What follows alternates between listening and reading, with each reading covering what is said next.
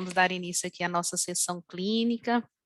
Agradecer inicialmente a professora Manuela por compartilhar conosco desse momento aqui. Vou fazer uma breve apresentação dela. Professora Manuela é professora, né, médica, especialista em geriatria e gerontologia. Ela, então, é professora adjunta de geriatria do Departamento de Medicina Interna e Apoio Diagnóstico da Faculdade de Medicina da Universidade Federal da Bahia, da Escola Baiana de Medicina e Saúde Pública. E também atua como preceptora de residência médica em geriatria e gerontologia das obras sociais Irmã Dulce.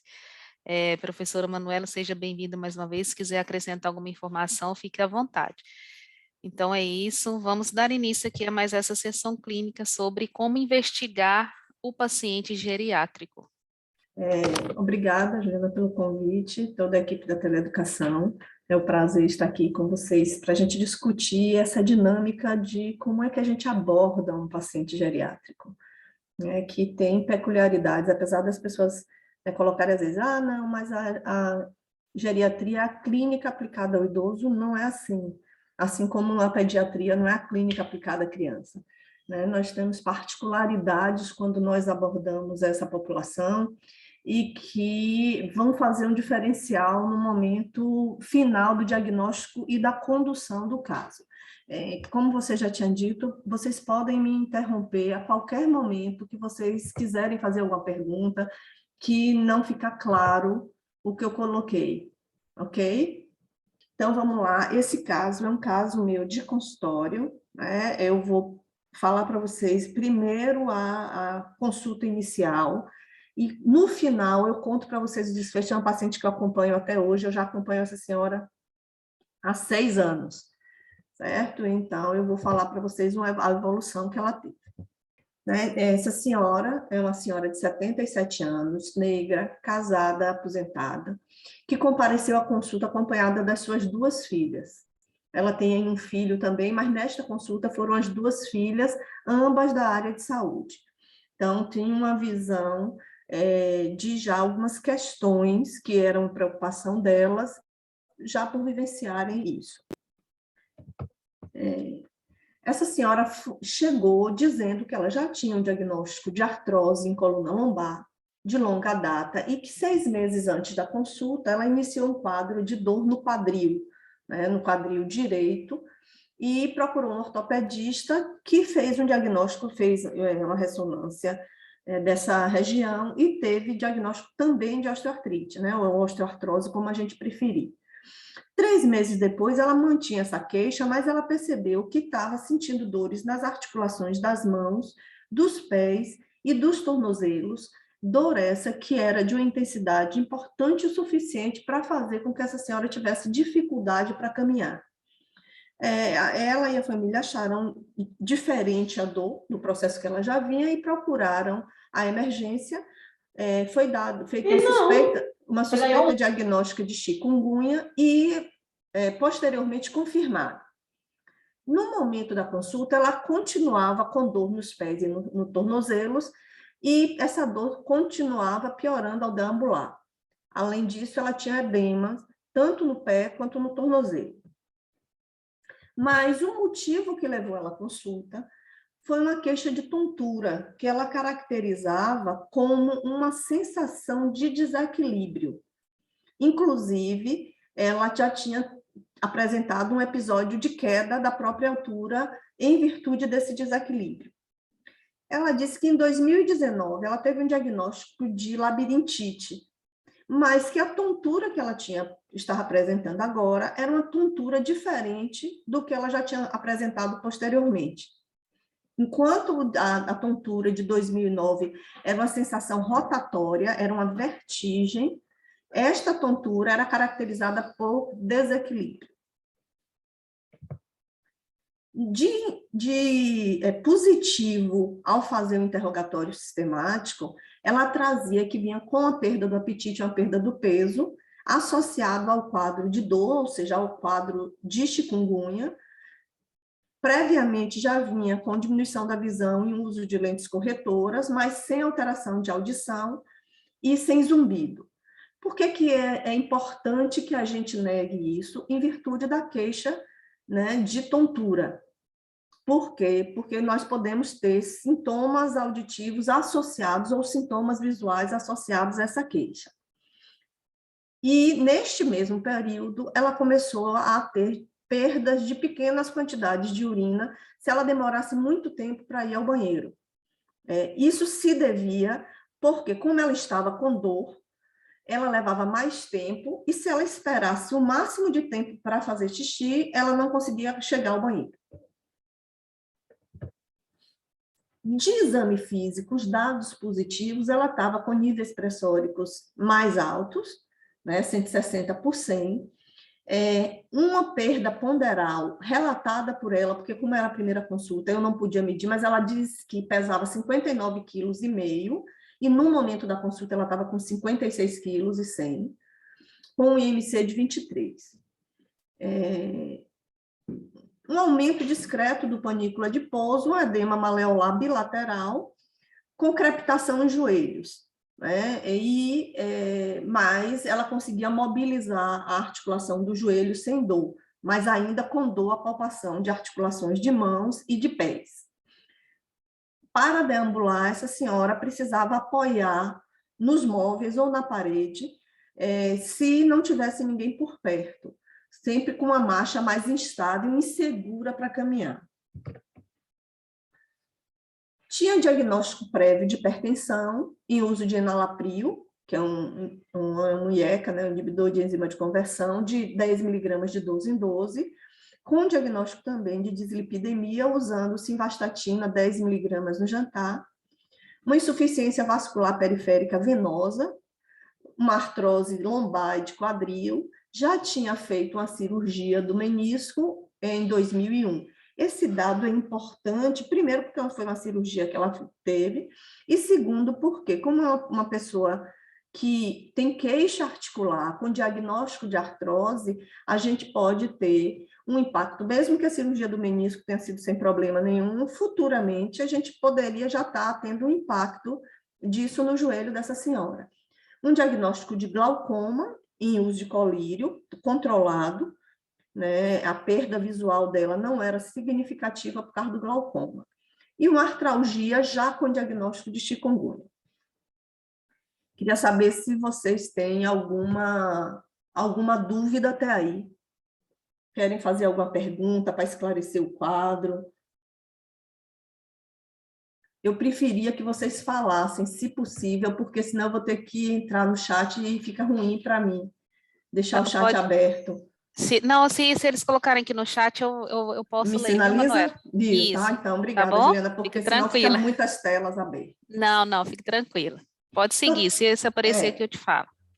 Então, esse seria, né, o contexto de uma consulta clínica, certo? Até então, essa lista de problemas e as medicações seria a visão clínica de uma abordagem dessa senhora. Então, é uma paciente que vem com uma queixa de alteração de marcha, que fica bem claro no momento que ela é avaliada o motivo dessa alteração de marcha, que é a dor que ela tem. Tá? Mas como é que a gente conduz uma consulta geriátrica? Quais são os pontos que a gente chama dessa avaliação multidimensional do idoso? E isso é feito em todas as consultas. Nós temos um instrumento chamado AGA, que é a Avaliação Geriátrica Ampla. Essa avaliação geriátrica ampla, ela vai abordar esses tópicos que a gente vai ver a partir de agora, e eu vou situar o caso da paciente nessa avaliação multidimensional, né? Vai estar em vermelho o que é positivo para essa senhora, para que a gente vá montando o quebra-cabeça da consulta geriátrica e gerontológica e definindo os critérios de abordagem, tanto para diagnóstico, quais os exames que a gente vai fazer, quais os tratamentos que a gente vai seguir e hierarquizar, né, o que é prioritário, porque é o que me incomoda mais o paciente, eu vou fazer isso e vou escalonando e hierarquizando essa proposta. Então, um ponto fundamental quando a gente vai avaliar o paciente geriátrico, e principalmente, né, pacientes como essa senhora, por isso que eu escolhi este caso, que tem queixas de locomoção, de comprometimento de mobilidade, são... Peraí, viu? Agora, é a funcionalidade global. O que é uma funcionalidade global? É tudo que nós fazemos no nosso dia a dia. Essa funcionalidade global, ela é avaliada como AVDs, que são as atividades de vida diária. Nós dividimos as atividades de vida diária em atividades de vida diária avançadas, instrumentais e atividades de vida diária básica. O que é uma atividade de vida diária avançada? É ir ao supermercado, é ir ao banco, é trabalhar, é dirigir, é viajar, é pegar um transporte. É tudo que a gente faz fora do domicílio. O que é atividade de vida diária instrumental? São as atividades mais elaboradas que nós fazemos dentro do domicílio. Tomar remédio, usar controle remoto, fazer uma comida, consertar, fazer um pequeno conserto dentro de casa, tipo trocar uma lâmpada, consertar uma tomada, arrumar a casa, lavar roupa, todas as tarefas domésticas, sejam elas masculinas ou femininas, certo? São as atividades de vida diária instrumentais. Por que eu estou fazendo essa diferenciação? Não que a gente não possa, o homem cozinhar e a mulher fazer pequenas tarefas, não. É que a gente diz que para esta população, que tem 80 anos hoje, era pouco comum que os homens cozinhassem, era pouco comum que as mulheres fizessem reparos domésticos. E quando a gente utiliza as escalas para avaliar a atividade de vida diária, essas escalas podem nos direcionar. Então, a gente precisa ficar atento a isso para fazer perguntas sobre essas atividades compatíveis com o que as pessoas faziam. Nós não podemos perguntar se um homem cozinha hoje, se ele nunca cozinhou a vida dele. Então, se ele disser não, não é porque ele deixou de fazer aquela atividade, não, é porque ele nunca fez. Uma mulher que nunca fez um conserto de um eletrodoméstico, que nunca trocou uma lâmpada, a gente não pode perguntar a ela sobre pequenos consertos se ela não estava habituada, senão a gente vai avaliar esse indivíduo de forma diferente e errada.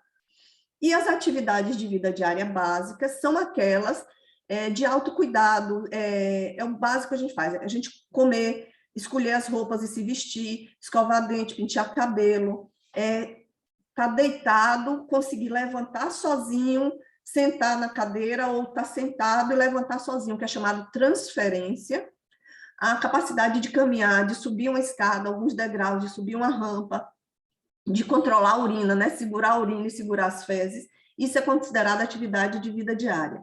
A gente sabe que tem doenças como doença de Parkinson, que pode comprometer a funcionalidade avançada, primeiro do que a básica, né? Mas também pode comprometer a básica. Um exemplo, um paciente com doença de Parkinson pode ter dificuldade de pegar um transporte público, porque ele tem dificuldade de subir no degrau do ônibus. Mas ele também pode ter dificuldade dentro de casa de fazer um pequeno conserto por causa do tremor. Assim como ele pode ter dificuldade de usar o banheiro, mas não é porque ele tem dificuldade de segurar a urina, não, é porque ele tem dificuldade de abotoar a calça ou abotoar uma camisa.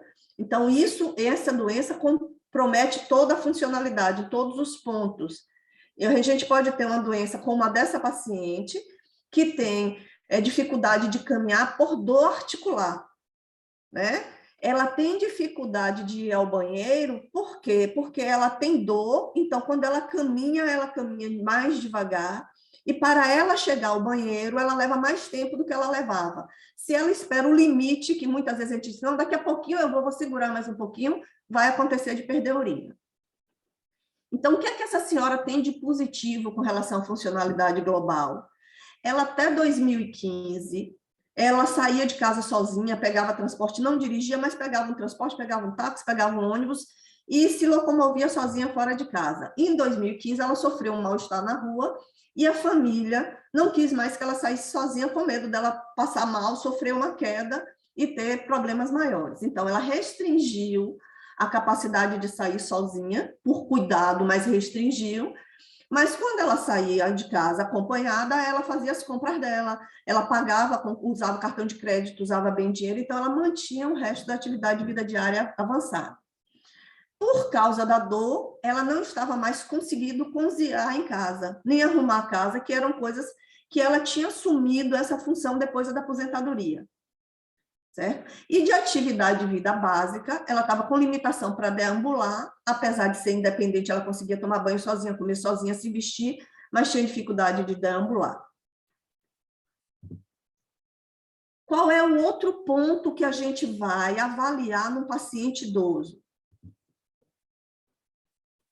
É a capacidade cognitiva, né? São os sintomas funcionais principais, e a gente vai ver que um deles é a cognição. Gente, cognição é memória, cognição é capacidade de realizar uma tarefa, mas não é capacidade física de realizar, é o planejamento daquela tarefa, certo? É a capacidade de você... Eu pensava que estava em inglês, mas não está, não. É a capacidade de elaborar o planejamento de cada tarefa. Bom dia, pessoal. Com licença, é a Deilda aqui do Telesaúde. Alguém poderia fechar o áudio?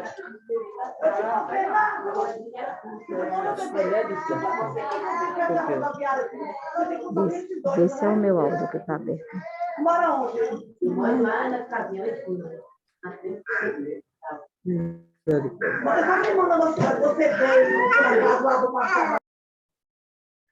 Vamos lá, então. Então, cognição não é só memória. Cognição é memória, é a linguagem, né? É a capacidade da gente conversar, é a capacidade da gente programar uma tarefa e elaborar essa tarefa.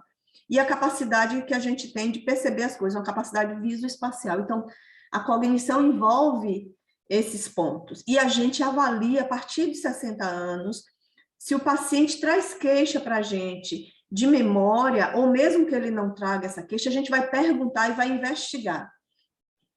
Então, a cognição, essa senhora, conversando com as filhas, ela não trouxe a queixa de forma espontânea, mas as filhas relataram que vinham percebendo que ela estava acentuando um pouco o esquecimento. Ela esquecia algumas coisas, mas que mais recentemente isso tinha se acentuado exatamente no período da doença.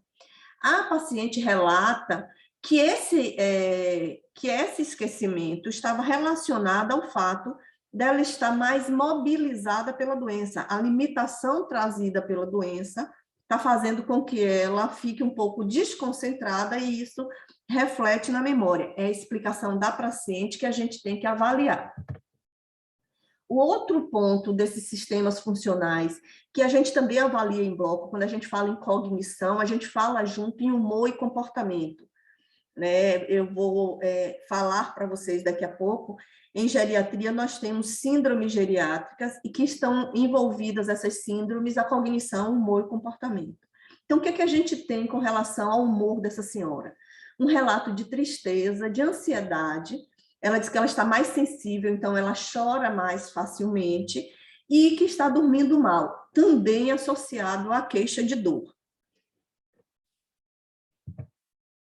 Qual é o outro ponto desses sistemas funcionais principais? A mobilidade, que nós já vimos que tem uma alteração. A mobilidade, gente, não é só o caminhar, não é só você sair da cama ou sair da cadeira e andar. Não, a mobilidade a gente tem a capacidade de alcançar um objeto, a capacidade de segurar esse objeto, que é alcance, pressão e pinça, a marcha, a postura e a transferência, assim como a capacidade aeróbica e muscular. Se o indivíduo não tem capacidade aeróbica, ele vai se sentir muito cansado, né, com sensação de, até às vezes eles traduzem como falta de ar, e que se impacta na mobilidade. Então, a gente tem que se preocupar sempre com a capacidade física, né, muscular e aeróbica desses pacientes. Ela vem com a história de limitação para deambular, mas é independente para as outras atividades básicas de vida diária. Qual é o outro ponto que faz parte da mobilidade e é considerado uma grande síndrome geriátrica? É a continência urinária e fecal. Então, essa senhora vem com episódios de incontinência urinária, mas tem continência fecal. Ela consegue segurar as fezes, mas ela perde urina em alguns momentos. Além disso, nós temos a capacidade de comunicação, né? A capacidade de comunicação vai interferir diretamente na memória, porque se uma pessoa tem dificuldade para enxergar, se uma pessoa tem dificuldade para ouvir, ele vai receber as informações do meio ou de forma deturpada ou até não receber. E a gente precisa tomar muito cuidado com isso, porque quando a gente avalia o esquecimento do paciente, a gente precisa ter certeza que ele compreendeu aquilo que foi dito e que ele não reteve essa informação e esqueceu. Muitas vezes o paciente não sabe, né? Ele até balança a cabeça, ele não está escutando direito, mas ele balança a cabeça para não demonstrar que ele não está escutando, mas ele não escutou a informação. Ele pergunta novamente, não é porque ele esqueceu, é porque ele não sabe o que foi dito. E nós precisamos fazer a diferenciação entre o que é que vem de memória e o que é que vem do acesso à informação. Seja por audição, né, ruim, seja por visão ruim, que também compromete. A gente sabe que quando o paciente tem, e com o processo do envelhecimento, e quando a gente fala em processo do envelhecimento, a gente diz que a gente começa a envelhecer, já a ter mudanças a partir dos 30 anos, por volta disso, com 40 anos a gente já começa a precisar de óculos para perto, né? E isso vai se acentuando ao longo da vida. Essas pequenas perdas, tanto de visão e audição, por mais que elas sejam esperadas, elas impactam na capacidade de equilíbrio que a gente tem, consequentemente, na capacidade de deambular, na capacidade de se locomover. E o outro ponto da comunicação é a capacidade de falar, mas aqui é diferente do que eu posso comprometer de linguagem por causa de alteração de cognição. Aqui é a articulação da linguagem, né? Um paciente faz uma disartria porque fez um AVC, é alteração de motricidade da linguagem. Quando tem uma demência, uma doença de Alzheimer, uma demência vascular, ou a própria demência na doença de Parkinson, o paciente vai, vamos chamar de um empobrecimento da linguagem, é uma dificuldade, um comprometimento de linguagem, que é chamada afasia. Então, só para a gente diferenciar isso. Essa senhora, então, recapitulando, ela tem alteração de esquecimento percebido pelas filhas, ela esquece um pouco, mas ela não valoriza, ela acha que é por causa da tristeza, da ansiedade, que ela atribui à dor e à dificuldade de locomoção trazida pela chikungunya. Com isso, ela tem limitação para fazer algumas atividades, principalmente caminhar, e está perdendo urina também associada a isso. Vejam como as coisas se ligam. A diminuição de visão que ela tem não é responsável por esse processo, porque apesar dela ter glaucoma e apesar dela usar óculos, né, ela tem uma visão boa, corrigida com esses óculos.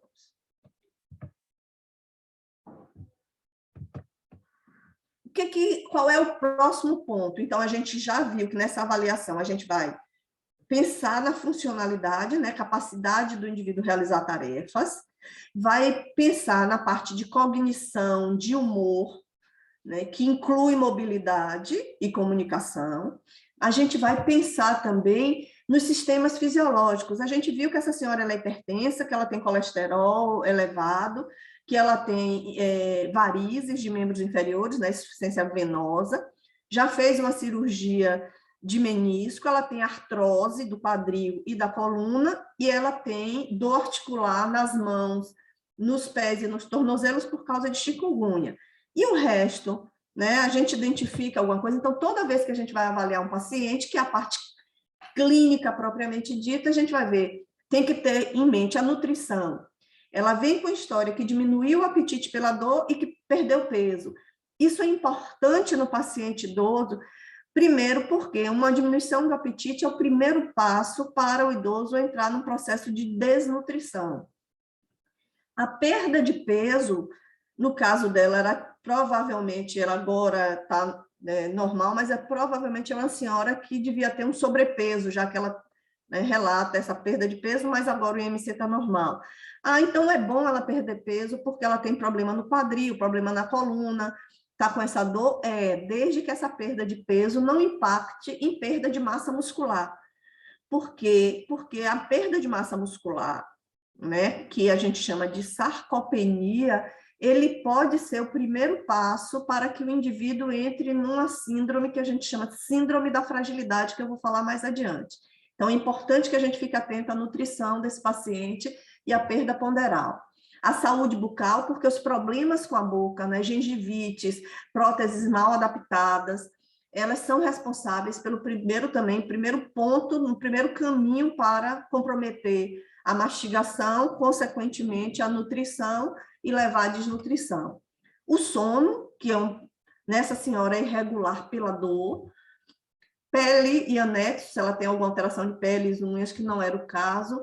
O aparelho cardiovascular, a gente vai avaliar em toda a consulta. O aparelho respiratório, como eu disse a vocês, é importante a parte cardiorrespiratória para a mobilidade do paciente, para que ele tenha uma vida saudável. O aparelho geniturinário, que essa senhora tem uma continência urinária episódica, mas tem, e essa incontinência episódica, se a gente não fizer intervenções, ela pode fazer com que ela se torne incontinente permanente, precise usar fralda.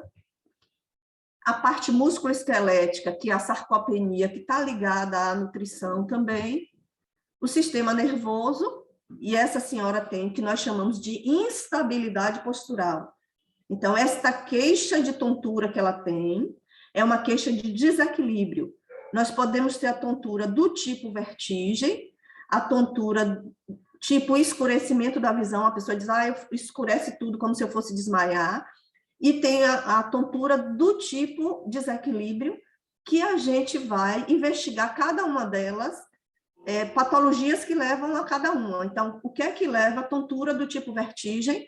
Doenças do labirinto, doenças bico de papagaio de região cervical, uma síndrome chamada insuficiência vértebro-basilar.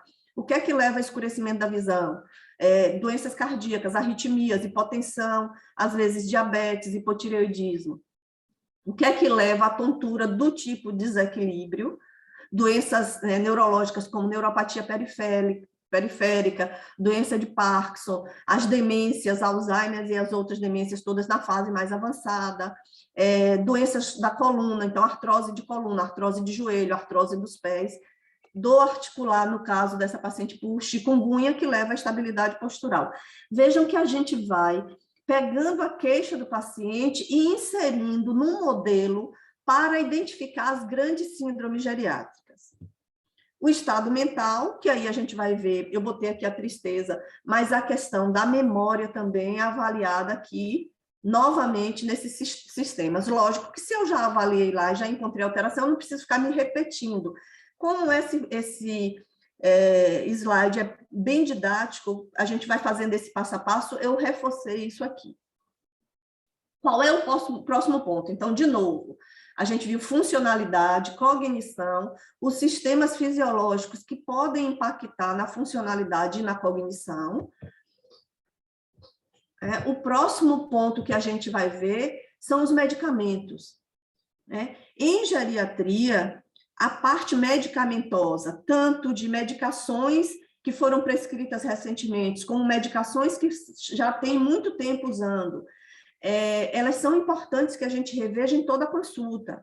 Aquela história de que a gente ouvia muito, vai tomar esse remédio para o resto da sua vida, você tem pressão alta e vai usar esse remédio o resto da vida.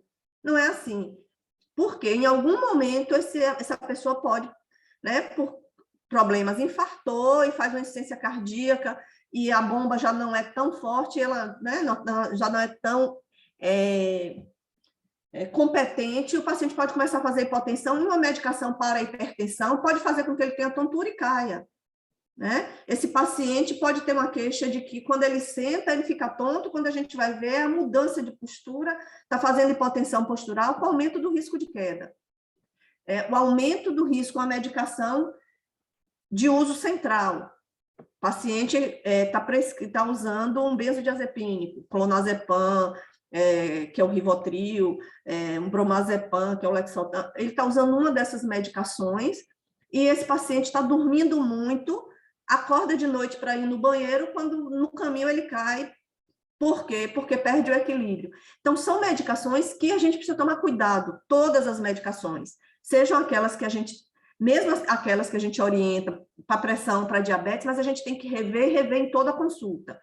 Então, essa senhora usa um antihipertensivo, que é o enalapril, um remédio para colesterol e o colírio. É uma paciente que a gente disse que está bem enxuta de medicação. A gente tem pacientes que usam 7, 8, 9, 10 medicações, que é a polifarmácia.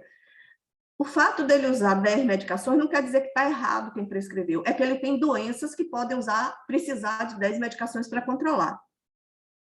Mas essas doenças podem fazer interações, essas doenças podem trazer efeito colateral, que se não forem reconhecidos, esses efeitos colaterais vão ser tratados com mais um remédio. Um exemplo, está usando um remédio que pode dar tontura. Aí faz a tontura. Em vez da gente pensar que um remédio pode dar tontura, compreender o que é que está acontecendo, a gente bota um remédio para tontura. Então, ele que já usava 10 medicações vai passar a usar 11. Por quê? Porque a gente não reconhece o efeito colateral e, ao invés de tirar a medicação, a gente bota mais uma. O próximo ponto de avaliação são os fatores contextuais. Quais são eles? Sociofamiliar. Esse paciente tem uma família, ele precisa do suporte familiar, no sentido, ele precisa que alguém acompanhe a consulta, ele precisa que alguém vá no supermercado por ele, porque ele não dá conta, ele precisa de alguém para realizar as atividades, essa é uma pergunta, mas, acima de tudo, ele tem um apoio familiar, um apoio emocional, é um paciente que precisa que a família dê suporte financeiro ou ele é capaz de se sustentar sozinho. Muitas vezes é a aposentadoria do idoso que sustenta toda uma família, ainda mais no momento social e econômico que nós estamos vivendo no país, de desemprego, de baixa renda. A renda do idoso, a aposentadoria do idoso é uma renda certa, certo? E muitos familiares não querem se submeter a trabalhar, aqueles que não encontram, mas alguns que dizem assim, eu vou trabalhar para ganhar um salário mínimo, então não vou, mas vivem da aposentadoria, que é um salário mínimo desses idosos. Então, tudo isso envolve essa questão sociofamiliar. Essa senhora tem um bom apoio familiar, ela mora com o esposo, 2 filhas e tem um terceiro filho que mora na casa dele, mas que está presente e foi algumas vezes às consultas. Uma questão importante é que o esposo dela estava tendo dificuldade de lidar com essas limitações. Também é um idoso e que no decorrer da evolução dessa paciente, ele teve dificuldade de lidar com algumas coisas que surgiram, eu vou dizer para vocês depois. Né? Esse senhor é quem fica, o esposo é quem fica mais tempo com ela, mas as filhas começaram a se responsabilizar pelos cuidados da casa e chamaram pessoas para cozinhar, já que ela não estava conseguindo nem mais cozinhar, nem arrumar a casa. E o ambiente da casa e da redondeza. Então, essa senhora morar numa casa, é uma casa plana, num bairro tranquilo, que permite ela caminhar na rua, fazer atividade física, se ela, né, quando ela voltar a ter condição, ou mais antes ela conseguia fazer. Então, tudo isso que cerca esse paciente está nos fatores contextuais. Às vezes, são pacientes que moram em bairros perigosos que não podem sair para caminhar, ou que não dormem bem porque tem tiroteio à noite. Então, a gente precisa identificar isso na hora de fechar uma avaliação global desse indivíduo. Então, aqui, trazendo para vocês os pontos juntos, para que fique mais fácil compreender, dessa avaliação multidimensional. Então, quando a gente aborda o idoso, é preciso saber quem é esse idoso funcionalmente. Um indivíduo que caminha, eu vou ter um nível de investimento X, um indivíduo que é acamado, eu vou ter um nível de investimento Y. Não investimento de vida necessariamente, mas investimento de condutas. Num paciente que é robusto, né, que tem doenças, mas que essas doenças estão controladas e que vive uma vida independente, que faz tudo sozinho, o meu nível de investigação para doenças como câncer, hipertensão, diabetes é 1. Num paciente que já está sequelado do AVC, que está em cima da cama, ou que já tem uma demência na fase avançada, uma doença de Parkinson, eu vou ter outras preocupações que não é pesquisar câncer nesse senhor, é evitar que engasgue para não ir para o pulmão, né? Fazer uma broncoaspiração. Então, muda a minha conduta de acordo com quem é esse indivíduo funcionalmente. Inclusive para definir se é um paciente que tem indicação de cuidados paliativos, sejam cuidados paliativos em fim de vida ou cuidados paliativos proporcionais ao longo da evolução das doenças. Os sistemas funcionais, esse indivíduo tem cognição, ele é competente, a gente diz é lúcido esse indivíduo? Não, ele tem uma demência ou ele tem uma depressão que está comprometendo a capacidade dele de tomar definições da vida. Qual é a mobilidade desse indivíduo? Qual é o nível de comunicação? quais as doenças clínicas, a hipertensão, diabético, qual é o número de medicações, e essas medicações são todas necessárias, a gente precisa reavaliar sempre isso e definir, e quais são os fatores contextuais. Esse indivíduo é sozinho, não tem família, ele precisa do suporte, se ele adoece, ele precisa contratar um cuidador, ele precisa ir para uma instituição de longa permanência para idosos, uma ILPI, porque ele não tem família. Então, tudo isso envolve a abordagem geriátrica.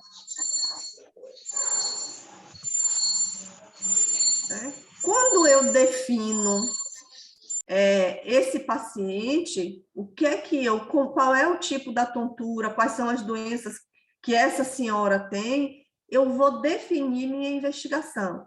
Então, essa senhora, ao longo desses 6 anos, ela foi progredindo em algumas situações que a gente precisou ampliar a investigação. Inclusive, é uma senhora que, durante um momento, ela ficou bem, sem sofrer novas quedas, mas que depois ela voltou a apresentar quedas e que a gente precisou investigar outros motivos para a queda, certo? Então, existe uma possibilidade diagnóstica, a gente vai sair fazendo exame para tudo, não. Por isso que eu disse a vocês, qual é o tipo da tontura? Se é uma tontura de origem, que eu estou pensando é uma tontura do tipo vertigem, eu vou fazer as avaliações de labirinto ou de coluna cervical. Se é uma tontura do tipo escurecimento da visão, essa paciente está fazendo, é uma paciente hipertensa, será que ela está fazendo hipotensão? Será que ela está fazendo hipertensão? Então, eu preciso de uma mapa, né, uma monitorização ambulatorial dessa pressão. Será que essa paciente pode estar fazendo uma arritmia e essa queda é porque ela faz arritmia, faz hipofluxo para o cérebro e cai? Então, qual é a situação? Ela tem uma obstrução de carótida, é uma paciente hipertensa, de 77 anos, que tem colesterol elevado, ela tem placa de gordura na carótida, eu preciso fazer um Doppler de carótida para ver se essa queda tem a ver com isso. Eu vou raciocinando para afunilar e chegar no que é uma causa que pode levar a isso, mas é importante que nós entendamos que o idoso, diferente do paciente jovem, no jovem a gente tem assim, o paciente que tem uma dispneia, um edema de membros inferiores e está fazendo uma CIT, a gente vai pensar na insuficiência cardíaca. No paciente idoso, ele pode estar fazendo edema de membros inferiores, porque ele está tomando amlodipino para pressão, porque ele já tem varizes, porque ele está fazendo insuficiência cardíaca, porque pode estar fazendo insuficiência renal. Ou seja, ele pode ter tudo junto, e a gente tem que entender isso, porque senão a gente deixa de investigar tudo que é necessário e de abordar tudo que é necessário. Quando eu digo investigar, eu não estou dizendo que a gente vai investigar fazendo exames. Não, a gente vai investigar escutando a história dele e entendendo como é o sintoma e definindo que exames complementares eu preciso fazer. Aí tem uma lista atualizada dessa senhora depois que ela fez toda a investigação, certo? Na verdade, eu disse a Juliana que esse caso clínico não era para dar um diagnóstico para essa senhora. Era para a gente fazer um raciocínio geriátrico e depois a gente discutir esse raciocínio com cada problema desse, para que vocês ficasse mais fácil de identificar quando esses pacientes chegam para vocês. Então, essa senhora, a gente confirmou, ela é hipertensa, colesterol elevado, tem insuficiência venosa periférica, dor na coluna que a gente já sabia, cirurgia, o glaucoma e a artralgia por chikungunya. Nessa investigação adicional, essa senhora continuou perdendo peso, né, com diminuição do apetite, perdendo peso, e em um determinado momento ela chegou a perder 10 quilos, e a gente precisou investigar se não tinha uma neoplasia, né, aí que justificasse, e que estivesse coexistindo com o quadro. Então, foi feita uma endoscopia digestiva alta, que mostrou uma hérnia de hiato, e uma colonoscopia que mostrou uma doença diverticular do cólon, mas que não justificava a perda de peso. E como ela continuou apresentando quedas, né, vamos investigar os outros motivos para a queda, que não fosse a dor no nos pés e no tornozelo por causa da chikungunya, e encontramos uma ateromatose, né, placa de gordura em carótidas e nos membros inferiores, mas sem nenhum comprometimento que justificasse. essa senhora, do ponto de vista geriátrico e gerontológico, nós fizemos a seguinte lista de problemas. Essa senhora tem uma instabilidade postural com episódios de queda, né? Antes de falar disso, eu vou voltar aqui e vou dizer para vocês que em geriatria, além de tudo que a gente vê da clínica, todos esses problemas que a gente viu aqui, de hipertensão, de diabetes, de tudo isso, nós temos as grandes síndromes geriátricas, que a gente rastreia em toda a consulta, que é a incapacidade cognitiva ou insuficiência cerebral, vocês vão encontrar com esses dois nomes. Dentro disso, a gente tem as demências, doença de Alzheimer, demência vascular, demência de Lewy, demência frontotemporal, doença de Parkinson, todas as demências que a gente pode pensar aí, inclusive demências potencialmente reversíveis. E nessa senhora, uma possibilidade, uma paciente que vem com alteração de marcha, que vem com incontinência urinária, né, episódios de incontinência urinária, e com queixas de esquecimento, a gente tem que pensar que ela pode fazer uma hidrocefalia de pressão normal e ser a causa desse quadro todo. Então, a gente precisa ter isso em mente, certo? Então, a insuficiência cerebral ou a incapacidade cognitiva são as demências, a depressão e o delírio, que é a confusão mental aguda. A instabilidade postural, que é essa sensação de desequilíbrio com ou sem queda. Os comprometimentos da mobilidade, que a gente chama restrição e imobilismo, até o paciente que fica acamado cronicamente, cheio de contratura, que não consegue se mexer na cama, que é a fase final do comprometimento da mobilidade. A iatrogenia, que tem muito a ver com as medicações, ou seja, efeitos colaterais não identificados que trazem malefícios para esse idoso, mas tem também a iatrogenia da palavra, quando eu digo que o velho não serve para nada, a iatrogenia da omissão, quando eu não indico uma investigação ou um tratamento porque é velho, certo? Temos a iatrogenia, temos as incontinências urinária e fecal. Então, esses são os 5 grandes Is geriátricos, as 5 grandes síndromes originais. Agora a gente tem a insuficiência familiar e a incapacidade comunicativa, que eu já falei para vocês. Então, toda consulta, a gente tenta rastrear esses Is. Essa senhora, nós identificamos a instabilidade postural com quedas, que foi pensada que poderia ser pela dor na coluna, que deixa o indivíduo mais inseguro, pelo glaucoma, apesar dela dizer que não tinha alteração, mas pode estar afetando e ela não ter a percepção, e principalmente pela artralgia, pela chikungunya. O que aconteceu com essa senhora? Com os episódios de queda, ela teve medo de cair, que é uma consequência das quedas. Uma outra identificação de problemas para ela foi a limitação da mobilidade. Ela deixou de fazer algumas atividades, então ela, além de limitar a marcha, ela teve um comprometimento da funcionalidade às custas da instabilidade postural, certo? Então, é secundária a instabilidade postural. Na primeira consulta, essa senhora relatou a tristeza, a ansiedade, a alteração do sono e o esquecimento, que a gente tem que pensar. São sintomas depressivos isso. Essa senhora tem depressão? Será que todo esse processo está fazendo com que ela tenha depressão? Essa queixa do esquecimento e a própria sintomas de depressão é um déficit cognitivo? Ela está começando um quadro de déficit cognitivo, é uma demência em fase inicial, é um comprometimento cognitivo leve? Então, essas são as possibilidades. A incontinência urinária episódica, pela instabilidade postural, e uma outra síndrome geriátrica que, para nós, acaba sintetizando, porque ela não é uma doença em si, ela é uma consequência das doenças que esse indivíduo tenha, que é a perda de peso, levando a um risco de síndrome da fragilidade, certo? Então, essa senhora, depois da primeira consulta e da consulta subsequente, né, uns períodos, a gente pensa nessas síndromes geriátricas.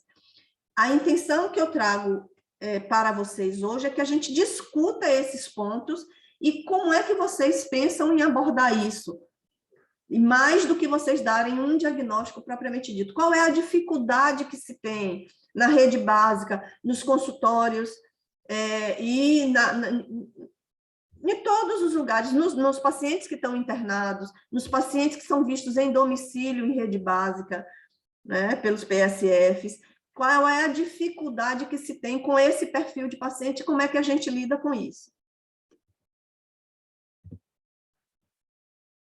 Acho que eu já falei demais, viu, Juliana? Estou aberta aí, passei do prazo que eu me propus, mas estou aberta para responder todas as perguntas que vocês tiverem ou ouvir as colocações.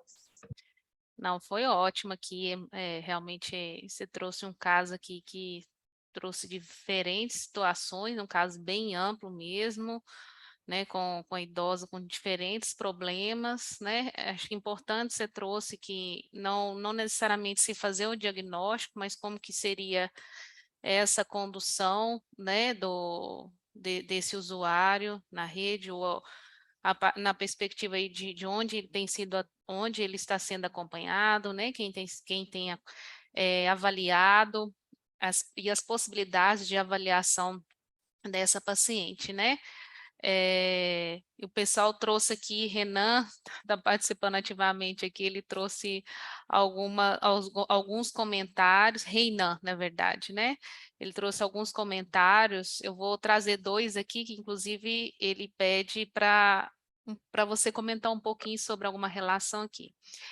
Inicialmente ele trouxe aqui, ó, os pacientes se sentem tímidos para afirmar que não compreendeu a orientação dos profissionais de saúde, por isso a importância da equipe de saúde criar vínculo com os pacientes para que essa barreira possa ser quebrada e se estabeleça, né, o vínculo de confiança. Aí, sobre isso, inclusive, ele traz aqui, ó, que gostaria que você falasse sobre a importância da criação desse vínculo, né, entre equipe saúde, paciente, comunidade, para garantir e gerar confiança. Até porque ele trouxe uma outra questão que está muito relacionada à rotatividade de profissionais, né, e destacou, inclusive, o papel do agente comunitário, que geralmente esse profissional, por ele ter um outro tipo de vínculo, né, dentro do município, dificilmente ocorre essa rotatividade. Então, ele pode conhecer melhor essa usuária e, inclusive, saber, né, dentro daquele questionário que você trouxe lá inicialmente, aquelas perguntas se ele cozinhava, ou não, conhecer melhor a rotina desse idoso, inclusive contribuir com os outros membros da equipe, né, ao se fazer essa investigação aí. Então, inicialmente, Renan trouxe isso, né, e se vocês também tiverem outras perguntas, pessoal, vocês podem trazer aqui. Renan, ele é de Porto Seguro, Bahia. Qual que é essa profissão, Renan? Ax, ó, Ax, inclusive ele é Ax, isso mesmo. Parabéns aqui, Renan, pela sua contribuição. Aí, se você quiser acrescentar algumas informações, Manuela, fica à vontade. Renan, obrigada pela pergunta, porque possibilita que a gente possa discutir sobre a equipe interdisciplinar. Né? A gente acredita no trabalho interdisciplinar em geriatria, tanto que nós temos a geriatria e gerontologia. A geriatria é a ciência médica, que estuda o envelhecimento, que lida com o envelhecimento, mas a gerontologia é toda a ciência, tudo que cerca, né? Desde a rede básica, e aí traz seu papel como agente comunitário de saúde, né? Desde o assistente social, o enfermeiro, todo mundo que lida, isso que você traz é importantíssimo, que é a manutenção da equipe mínima de assistência. Porque Renan, vou pegar esse exemplo, como agente comunitário de saúde, talvez seja quem esteja mais apto para perceber, para primeiro conhecer, porque ele vai sempre visitar aquelas famílias, ou sempre ter contato com esses pacientes, e ele vai perceber que, às vezes, Dona Maria ou seu José estão diferentes do que estavam 2 meses atrás. Eu conversei com Dona Maria, e o que eu conversei com ela na última consulta, ela me perguntou tudo como se ela nunca tivesse ouvido isso antes. E eu me assegurei que ela entendeu, porque a gente perguntou, a senhora entendeu? Repita aí o que eu disse, né? Se a gente tem dúvida que o paciente está sabendo, uma das formas da gente saber se ele está escutando direito, se ele está enxergando direito, se ele reteve a informação, é explicar. e depois pedir para o paciente dizer o que foi. Ver se o paciente sabe, se é um procedimento, se sabe fazer aquilo, aplicar uma insulina, ficar presente, ver como aplicou. Então, isso é a forma, Renan, da gente se assegurar de que esse paciente compreendeu. Mas vamos dizer, você foi visitar essa pessoa, no mês seguinte, tudo que você explicou, que ela disse que entendeu, não fez nada, ou não está sabendo, ou lhe pergunta novamente. Será que está acontecendo alguma coisa? Será que ela está ouvindo mesmo bem? Então, vou me assegurar disso. Será que ela está esquecendo o que eu disse? Então, a identificação de todo esse passo a passo que eu trouxe para vocês. A dona Maria vinha me receber na porta, andando sozinha, sem problema. Nessa visita desse mês, ela veio com uma bengalinha, né? Um cacetete, como a gente pega no interior, pega um pauzinho e está andando. O que foi que aconteceu? Será que ela sofreu alguma queda? Então, essa percepção de segmento longitudinal, então eu vejo essa pessoa hoje, eu vejo essa pessoa daqui a um mês, eu vejo daqui a 2 meses, um segmento longitudinal é importante para que a gente identifique mais precocemente essas limitações. Antes que Dona Maria vá para um andador, antes que Dona Maria vá para uma cadeira de rodas, eu fico em cima da cama. Então, esse conhecimento da equipe é fundamental. E o papel do agente comunitário de saúde é muito importante, porque o paciente que está acamado, ele não necessariamente vai chegar no posto de saúde. Ele não necessariamente, a não ser que ele faça uma agudização, que ele vai ser atendido no posto de saúde, mas as consultas regulares, ele não vai ter condição. Então, o agente comunitário vai ter que avaliar esse paciente, passar isso para o enfermeiro responsável por aquele posto de saúde, para discutir com o médico para fazer uma visitação domiciliar. Certo? E toda a equipe precisa ter ciência disso e fazer o treinamento. O CREASE faz isso muito bem. O CREASE tem um sistema que é o Centro de Referência e Atenção à Saúde do Idoso do Estado. Eu já participei há alguns anos dos treinamentos da equipe médica e sei que eles têm esse acesso direto para treinamento da equipe de assistência, não só médico, como toda a equipe, assistente social, enfermeiro, o agente comunitário de saúde. E, Reinan, nós fizemos uma pesquisa no interior e que o agente comunitário de saúde foi o elo principal, foi ele que aplicou um instrumento no idoso que gerou o conhecimento sobre depressão. Por quê? Porque não precisa ser um médico, é um instrumento que o próprio paciente pode se aplicar, certo? Então, é autoaplicativo. E com o treinamento adequado, todos nós podemos reconhecer qual o meu papel nessa equipe, o que é que eu desenvolvo bem, o que é que eu posso desenvolver e o que é da alçada de outra pessoa. O que é a alçada do agente comunitário? O que é da alçada do técnico de enfermagem? O que é que só o médico resolve? O que é que o enfermeiro pode resolver? Então, isso faz parte de um treinamento de toda a equipe, certo? E a gente acredita no acompanhamento interdisciplinar. A gente acredita que cada um tem seu papel numa equipe para o atendimento do paciente idoso, principalmente eu estou falando da minha vivência. Eu não sei se responde o que você perguntou, eu aproveitei para ampliar a visão de uma equipe interdisciplinar.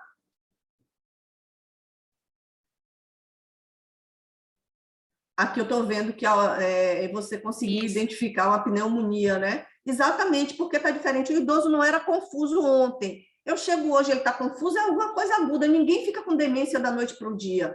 Não existe demência galopante. Então, essa percepção no idoso, o que mostra uma pneumonia pode ser confusão mental, o que mostra uma infecção urinária pode ser uma queda numa pessoa que não caía. Então, algo que está diferente. Parabéns.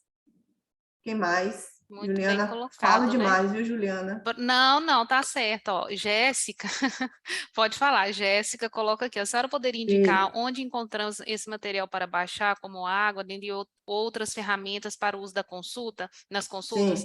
Sim, sobre essa avaliação multidimensional do idoso, quem poderia fazer esse tipo de avaliação? Se necessita de um treinamento específico? Qual a sua opinião sobre essa avaliação? O uso dela, assim, pelos profissionais da atenção básica. Pronto, primeira coisa, a AGA é um instrumento médico. Ela no global, como eu fiz aqui. Mas a AGA, ela pode ser utilizada por toda a equipe, né? o agente comunitário de saúde, ele é treinado, assim como o técnico de enfermagem, como a enfermeira, ele é treinado para fazer um interrogatório sistemático. Né? Tá tossindo, tem febre, isso já faz parte daqueles sistemas que eu falei lá, a parte nutricional. Então, ele pode se treinar para perguntar sobre tristeza nesse próprio interrogatório. Vai existir um limite para cada área para chegar a fazer um diagnóstico, mas você pode dizer, a gente trabalha muito isso, a gente trabalha com cuidadores de idosos no hospital, que é uma instituição de longa permanência, leitos de instituição de longa permanência, e o cuidador diz para a gente, ó, Dona Maria, está confusa hoje, ela não é confusa, ou hoje ela está dormindo demais. Então, quem sinaliza primeiro a alteração para a gente, seja o médico ou seja a enfermeira, porque ele se dirige à enfermagem, é o cuidador. É o primeiro ponto que funciona como familiar. Às vezes a gente está acostumado que o idoso, ele esquece mesmo, e é porque é normal caducar, né? É normal o idoso ter esclerose. Hoje isso não existe mais, gente. Caduquice, esclerose é demência é doença. Senão não tem sentido a gente dar, vamos envelhecer para todo mundo ficar demente. Demência é doença, assim como hipertensão, como diabetes. Acontece mais no idoso, mas é uma doença. Vocês têm acesso, eu gosto muito de um material que tem uma linguagem tranquila, o nome do autor é Edgar Nunes Moraes. Edgar é um trabalho super legal, quem quiser pesquisar os trabalhos, os artigos dele, Juliana, Edgar, ele desenvolve na rede básica em Minas Gerais, em Belo Horizonte mais especificamente, a avaliação geriátrica ampla. Então, na rede, lá em Belo Horizonte, você faz isso. Né? O que a gente tem dificuldade ainda nos outros estados, Edgar tem uma cartilha que é Atenção à Saúde do Idoso, que está na internet, vocês podem baixar, que vai explicar esses I geriátricos todo que eu falei, certo? A AGA, vocês também, se vocês botarem Avaliação Geriátrica Ampla no Google, vai aparecer sobre a AGA, tem um artigo de Elisa Franco, Elisa é geriatra de Goiás, e Elisa foi presidente da Sociedade de Geriatria, tem alguns artigos, inclusive, isso aqui que eu vou passar para vocês, que eu trouxe para a gente encerrar, que é a AGA, só com uma visão diferente, que é o que está sendo... Né, os 5 M's, agora, diz que geriatra gosta, são os 5 I's, né, as síndromes geriátricas são os 5, os D's, que é demência, delírio, depressão, deveria entrar doença de Parkinson aí, mas o geriatra gosta desses mnemônicos, mas isso a gente sintetiza. Vejam que esses 5 M's, desculpem estar em inglês, mas é porque o card é em inglês, a gente ainda não traduziu. Mente, né, que é exatamente demência, delírio e depressão, que eu disse que é insuficiência cognitiva, insuficiência cerebral, a mobilidade, que é o prejuízo da marcha e o desequilíbrio, e a prevenção de quedas, que é a injúria, queda, gente, no idoso, é catastrófica. Veja que essa senhora tinha dificuldade de caminhar, ela levou 20 minutos no consultório uma vez para levantar da cadeira, com medo de se ela levantasse, caísse. Então, síndrome de medo de queda é uma coisa bem grave, porque a gente, às vezes, não consegue reverter. As medicações, dentro de medicação, a gente tem polifarmácia, desprescrição, aquilo que eu disse, hoje não existe mais, vai usar o resto da vida. Quando a gente pode tirar um remédio, a gente deve desprescrever, se possível, se isso não vai causar malefício. Otimizar a prescrição, então, não é remédio de 8 em 8 horas, não, remédio de 8 em 8 horas, ele pode tomar depois do café da manhã, depois do almoço, depois do jantar, a gente pega idoso tomando, e isso o agente comunitário pode fazer bem. Né? Dizer, olha, os remédios da pressão, se o médico prescreveu de manhã, você toma café e toma eles, vai evitar que você fique tomando remédio 8, 9, 10 horas, vai evitar que você saia para trabalhar e esqueça. Então, associem com horários fixos que facilitem a aderência terapêutica ou a adesão terapêutica, certo? O que é mais importante para o paciente? Cada indivíduo tem o que é mais importante.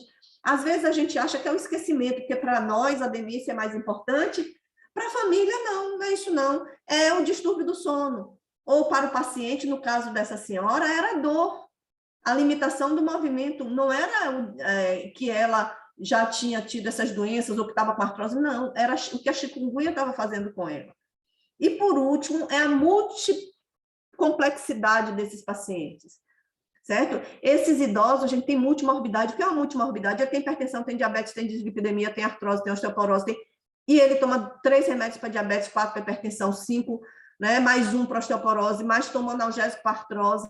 Então, essa complexidade envolve, a gente não pode, nós somos indivíduos complexos, nós somos biopsicossociais. Então, um problema, às vezes, o idoso ficou desorientado porque ele estava na casa de um filho e foi para a casa do outro filho, é um paciente que tem demência e estava acostumado com aquele ambiente dele. Quando mudou de ambiente, ficou desorientado e a gente não sabe o que é. A mudança de ambiente não é uma doença em si, é uma situação. Então, tudo isso envolve, a gente sabe que lidar com o idoso é complexo, mas a gente sabe que quanto mais a gente tem conhecimento básico sobre isso, né, como é que isso está acontecendo, de que forma isso vai evoluir, a gente pode lidar com essa população. Nós precisamos lembrar que a população idosa é a que mais cresce, né, hoje no mundo. Cresce no mundo, mas cresce principalmente nos países desenvolvidos, onde a população idosa não era tão grande. Em menos de 1940 para 2015, essa população cresceu quase 4 vezes, saiu de 4% para 14% da população maior que 60.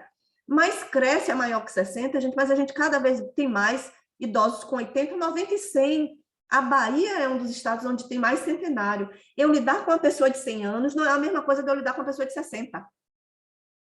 Certo? A reserva funcional que esse indivíduo tem, a capacidade de resposta para um tratamento, o risco, né, pode ser maior, apesar da gente ter um de 60, que bebeu a vida inteira, que fumou, que tem pressão alta, diabetes, que já fez 5 infartos, e a gente tem de 90 que não bebia, não fumava, ou até bebia, fumava com moderação, e tem uma hipertensão controlada, está saudável e faz tudo dele. Né? Não é a idade que é o definidor da doença. A idade, lógico, a gente vai ter mais problemas de saúde, espera-se, com o envelhecimento, tipo doenças neurodegenerativas, né, neoplasias, doenças respiratórias.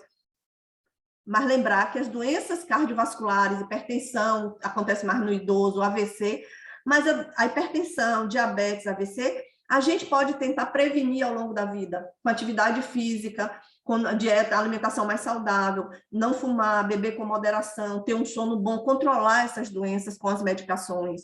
A gente pode tentar. Tudo isso é bom também para a doença de Alzheimer, para a doença de Parkinson, que são neurodegenerativas, mas que se a gente tem uma qualidade de vida melhor com essas coisas, a gente vai envelhecer melhor e a gente acredita que vai ter menos doenças, né? Vai construir mais reservas para lidar com essas doenças.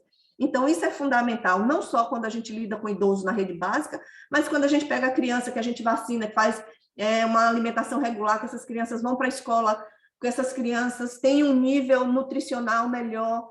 Então, tudo isso a gente constrói ao longo da vida. A gente não constrói, lógico que aos 60 eu posso fazer, aos 70, aos 100 eu posso melhorar, posso. Mas a gente tem que pensar principalmente, Renan, como agente comunitário de saúde, agente da rede básica, que eu vou construir isso, né, desde o bebê, desde a mãe quando engravida, o bebê que recebe as vacinas, que tem um aleitamento materno, então tem uma alimentação balanceada, começa a fazer atividade física que constrói esse músculo melhor, que constrói esse osso melhor, que diminui o risco de osteoporose, e aí a gente vai crescendo, né, mais saudável para chegar a um idoso mais saudável, senão não adianta a gente viver mais para ser velho doente. Qual é o sentido? Não é verdade? Eu vou calar a boca porque eu me empolgo, vou falando, eu fico aqui. Deixa eu vou trazer aqui uma questão, que acho que é até importante, eu não sei se a doutora Manuela vai saber responder, mas de qualquer forma eu já fui aqui no site, na página do CREAS e busquei. Aqui Jéssica pergunta em que casos, em que situações devemos referenciar para o CREAS, né? Eu vou só adiantar aqui, Jéssica, eu vou colocar aqui no chat para você, tem os critérios de admissão lá do CREAS, né? De qualquer forma, o CREAS, eu sei, né, porque às vezes a gente contribui aqui com esse processo, alguns casos que são complexos, né, que a equipe tem às vezes dificuldade de estar solucionando, o CREAS ele faz também apoio matricial para essa equipe, certo? Então, vocês podem entrar em contato aí com o pessoal do CREAS, né? Eu não tenho o telefone deles aqui, mas eu vou procurar aqui o telefone e vou passar para vocês. Né? Mas tem os critérios de admissão do CREAS, né? Aqui na página explica, deixa eu atualizar aqui, eu coloquei o link aqui para você, ó. primeiro que eles vão tem que fazer, eu acho que é uma avaliação, né, para classificar, fazer uma estratificação clínico-funcional para saber em qual nível esse idoso está, né, se ele é dependente, se ele é independente, né, tem algo em torno disso, não sei se Que a é doutora Manuela pode exatamente acrescentar. isso aí, próximo, é exatamente isso que eu mostrei para vocês da ADA, né? Então, o CREAS, ele utiliza, Joseci, inclusive, que é uma das médicas, foi ver o serviço de Edgar lá em Belo Horizonte, exatamente por causa do CREAS, e ele utiliza essa classificação. Esse idoso é um idoso robusto, ele é um idoso com risco de fragilidade, ele é um idoso frágil. Se ele é frágil, ele é um frágil já em final de vida, então tem uma demência avançada, está acamado e é um paciente de cuidados paliativos. Você vai estratificar esse risco, né? Tem um instrumento que chama IVCF-20, que vocês também podem encontrar que vai dizer se é robusto, se é frágil, e que vai classificando, são 7 classificações, o CREASE utiliza isso, na Irmandúcia a gente utiliza isso também, no próprio ambulatório de geriatria da UFBA a gente utiliza isso. O que a gente precisa ter em mente?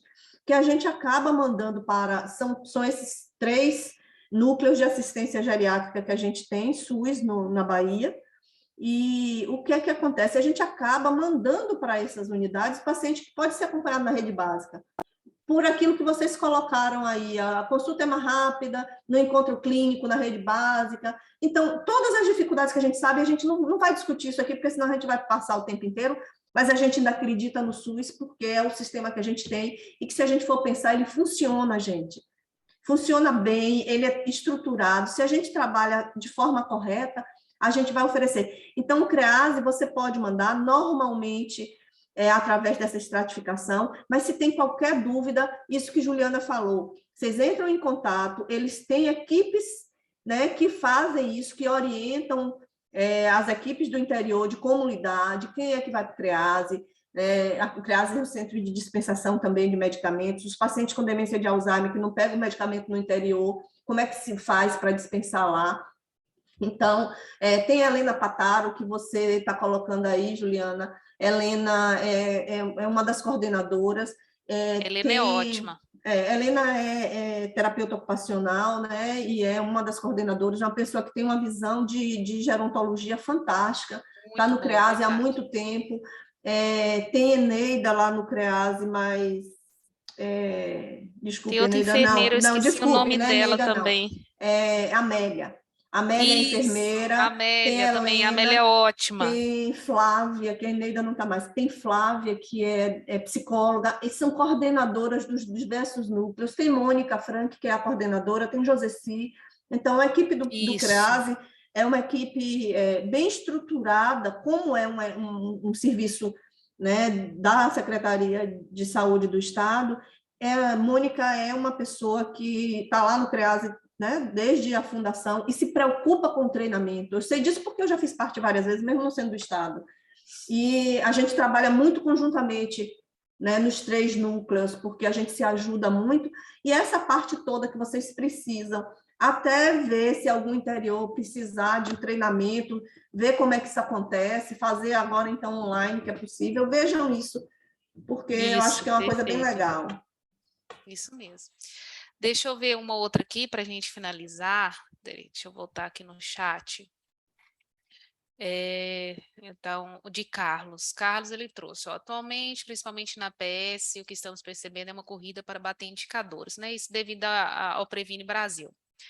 Né? Então, né, ele traz que, dessa forma, o rastreamento de outras condições ou avaliação de forma mais adequada dos pacientes está se tornando cada vez mais reduzida, né? As consultas estão cada vez mais rápidas, né? A qualidade também vem caído. Aí ele traz como pergunta quais estratégias seriam possíveis de serem implementadas nesse ambiente para evitar o aumento de condições crônicas ou especiais em decorrência dessa demanda. Acho que um pouco você falou, né, daquilo que a gente estava, você trouxe a informação que inclusive a Bahia é o país que é o estado que tem mais centenários, né? Sim. E você trouxe essa questão aí de a atenção básica, ela vem nessa perspectiva de trabalhar com prevenção, com ações de educação popular, né? Então um pouco você já trouxe, né? Que esse cuidado ao longo da vida, desde do recém-nascido, com aleitamento materno, com atividade física, com alimentação saudável, né? Isso é um pouco do que a gente vai triando ao longo da vida desse indivíduo, né? Desse cuidado longitudinal. Mas você tem uma experiência aí que é muito grande, né? Trabalha nessa parte, é especialista nessa parte de saúde do idoso. Aí ele traz, então, pergunta, né? Quais estratégias seriam possíveis de implementar, né? Aí eu pergunto, por exemplo, a equipe de estratégia são, ela conhece bem seu território, tem os seus idosos cadastrados, conhece esse perfil, né, tem acompanhado com que frequência esse idoso, né, a gente sabe que durante a pandemia foi uma dificuldade muito grande, né, boa parte da população ficou sem um acompanhamento, muito embora porque não pôde frequentar as unidades, né, e às vezes a falta de estrutura e de equipamento dificultou esse acompanhamento pela equipe de saúde, mas a gente pergunta, esse cuidado tem sido retomado. Eu sei que existe o Previne Brasil, que tem as metas e os indicadores, né, para serem alcançados, mas também a gente faz essa pergunta para vocês, como é que tem sido esse trabalho aí, tem conseguido, e eu vou deixar para a doutora Manuela trazer o que ela traz de estratégia ou de experiência que ela tem acumulado aí nesse tempo. Gente, deixa eu falar uma coisa para vocês. Meta a gente vai ter que cumprir em tudo quanto é lugar. Né? A gente briga, a gente fala, mas existem metas que precisam ser cumpridas, inclusive por causa do trabalho. Né? Às vezes a gente se desespera, se angustia, mas no final a gente precisa dar conta. Então, qual é o melhor caminho que a gente diz? Conheça essa população, né? Isso que Juliana traz. Eu rastreei essa população, rastreei. Então, vamos lá, vamos trabalhar. Qual é a melhor forma que eu tenho? Eu vou conhecer. O melhor caminho, primeiro, é conhecer, e segundo, é hierarquizar. O que é mais importante para eu lidar agora? É a queda? É a queda. Por que está caindo? Porque o risco de morrer por causa da queda é grande. Certo? Então, depois, é uma perda de ponto. Então, eu vou hierarquizar das situações que aquele indivíduo está apresentando, o que é que precisa ser manejado. É uma perda de apetite, porque corre o risco de desnutrir. Essa perda de apetite é efeito colateral de uma medicação. Então, a gente vai hierarquizar. Certo? Eu preciso fazer tudo numa consulta? Não. Eu preciso fazer tudo numa visita, né, ao paciente pelo PSF? Não. Eu vou lá, eu conheço hoje, eu fiz, tá bem. Eu vou, no momento que eu conheço aquela população, eu vou identificar, olha, essa pessoa tem doenças, mas está bem controlado, sai de casa, é independente, né? Essa pessoa está acamada, essa daqui precisa de um suporte, esse daqui precisa que eu veja todo mês, aquele que está melhor de saúde, eu posso ver a cada 6 meses, se ele pode vir ao posto de saúde. Então, no momento que conhecimento é tudo. No momento que eu conheço essa população que eu estou acompanhando, no momento que eu identifico qual é a necessidade deles, eu vou dizer, esse eu preciso ver todo mês, esse eu preciso ver toda semana, esse eu preciso ver a cada 6 meses, a não ser que tenha intercorrência. Esse eu vou gerenciar o medicamento que está tomando errado, se tomar o medicamento certo, vai parar de ter crise de asma e não vai no posto de saúde toda semana porque está tendo crise de asma ou porque está tendo pique hipertensivo porque esquece de tomar o remédio. Então, no momento que a gente vai corrigindo essas pequenas coisas com educação, com orientação, a gente vai ver que a gente diminui e muito a necessidade assim, aquela coisa, né? A gente vive apagando fogo, cada hora a meta muda e a gente vive apagando fogo. Mas na hora que a gente constrói isso, e a avaliação geriátrica, ela serve para isso, para construir aquele indivíduo. Se eu vejo que o indivíduo está caminhando mais devagar, esse indivíduo tem mais risco de queda. Então, se eu sei que é difícil, mas se eu começo a identificar, está caminhando mais devagar por causa do sapato, é porque está com dor no joelho, é porque está com dor na coluna, ou é porque a casa é irregular, foi construindo, um pedaço é aqui, outro pedaço é ali, o piso escorrega. Então, no momento que eu vou entendendo cada coisa, e que leva tempo e que dá trabalho, sim, Carlos, dá trabalho, leva tempo. Mas a gente acha assim, no momento que a gente se propõe a fazer isso, por mais que a gente tenha que cumprir meta, vai dizer que a gente ganha maravilha, a gente não ganha, mas a gente se comprometeu a fazer. Porque eu digo que isso para nós, geriatra, é uma cachaça, é um vício, é um desejo de sempre estar buscando, sempre estar fazendo mais. E acredito que para vocês, sim, senão vocês não estariam aqui, né, amanhã ouvindo falar, Por quê? Porque tem o interesse de fazer melhor, né? Porque tem o interesse. Se a gente hierarquiza, se a gente vai botando nas caixinhas, vai compartimentando, não compartimentando o paciente, porque o paciente é um todo, mas o que é que ele precisa agora? Fazer uma densitometria que está difícil, apesar de que no CREASA você faz com até brevidade. É o fundamental? Não, o fundamental é ele tomar o remédio da pressão. A densitometria eu posso fazer daqui a 3 meses. Entendem o que eu estou dizendo? Então, a gente precisa identificar a prioridade de cada indivíduo, que dá trabalho. Né? É um trabalho árduo, mas é um trabalho gostoso, porque quando você identifica, quando você melhora, quando você corrige, quando você faz parte desse processo, o que é mais gratificante de tudo atender essa população. Perfeito. Bom, pessoal, acho que a gente trouxe aqui, deixa eu ver, acho que alguém postou mais alguma coisa aqui no chat, deixa eu descer aqui. Pronto, o Carlos agradeceu. Acesso aos exames e medicação no interior, né? O pessoal trouxe isso. Mas aí de toda a rede, né? Você prescreve e vai, tem rede, tem lugares que... Aqui no Salvador também, né? Tem lugares assim, postos que tem mais, tem postos, o paciente volta para a gente no ambulatório e diz, eu não consigo, tal remédio eu estou comprando porque eu não consigo nunca. Aí o outro diz, não, eu pego em tal lugar, pego até remédio que não pegava. Então, isso eu não... Depende do lugar, né? Aí Pronto. Então, pessoal, acho que foi excelente aqui a nossa sessão clínica, né? Trouxe aí várias situações, ampliou o nosso olhar aí sobre o cuidado, né, da pessoa idosa. Então, a gente quer agradecer aqui a professora Manuela por colaborar aqui conosco e a todos vocês que estiveram aqui nessa manhã. Né, professora Manuela, se quiser fazer uma fala final para a gente poder encerrar, fique à vontade.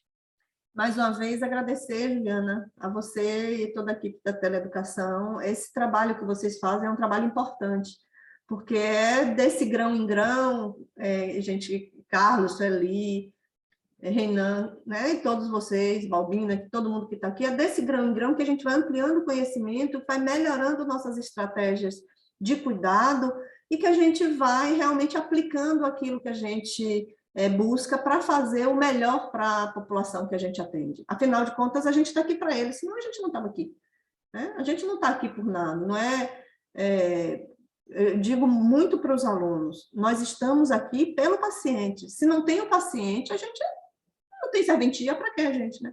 Então, esse trabalho de educação, e agora, né, a teleeducação, que possibilita que as pessoas à distância possam ter conhecimento que antes era mais difícil, parabéns, essa iniciativa é muito legal. E obrigada pelo convite, estou à disposição para quando precisarem, não só vocês, mas todo mundo, se precisar tirar alguma dúvida. Muito obrigada pela presença de vocês, obrigada de coração. Pronto, nós aqui agradecemos ao pessoal que disseram que foi ótima a palestra, né? Obrigado por compartilhar esse conhecimento com todos nós. Mais uma vez, obrigada pela palestra. Toda vez que assisti até agora foram muito boas. Obrigada, Neurizete, Reinan, vocês são ótimos, viu? Obrigada, Acompanhem gente. sempre o site do Telesaúde.